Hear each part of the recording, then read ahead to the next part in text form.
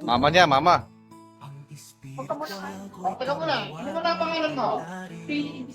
Princess. Sigurado ba, ha?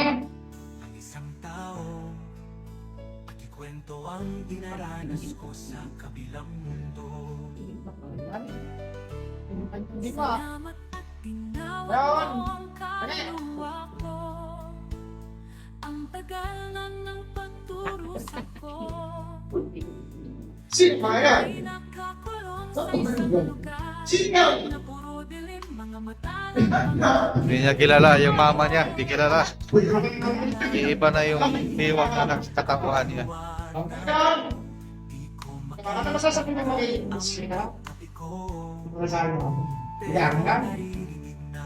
Ano masasabi mo sa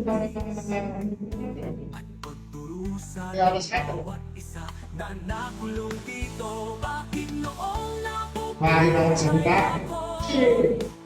hindi na kilala Yan. samahan na Magkakasalan daw sa isa. Ako nga pala si Maglina. Ang nais ko lang sabihin sa inyo. Ang ginagawa ng nila ay hindi magaling sapagkat kami ay spiritual na ilalagay lang sa isang katauhan upang magbigay ng mensahe o kaya ipakita kung ano ang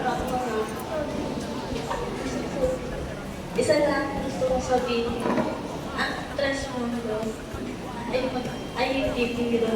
Marami man nanihira. Pero huwag pag-ilan.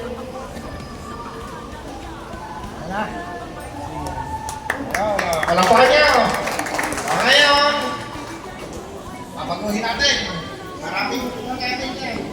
Minsan nga, di ba yan dito sa Mutsunod. Si Jesus, napapasok ko wala ko dito. Basta sinday ko ka. Ako ang boss. Kahit sino pa yan, kukunin ko yan. Kahit siya nasa sulungan ng kadiliman.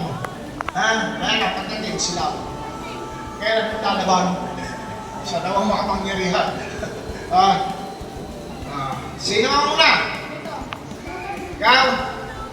Dito.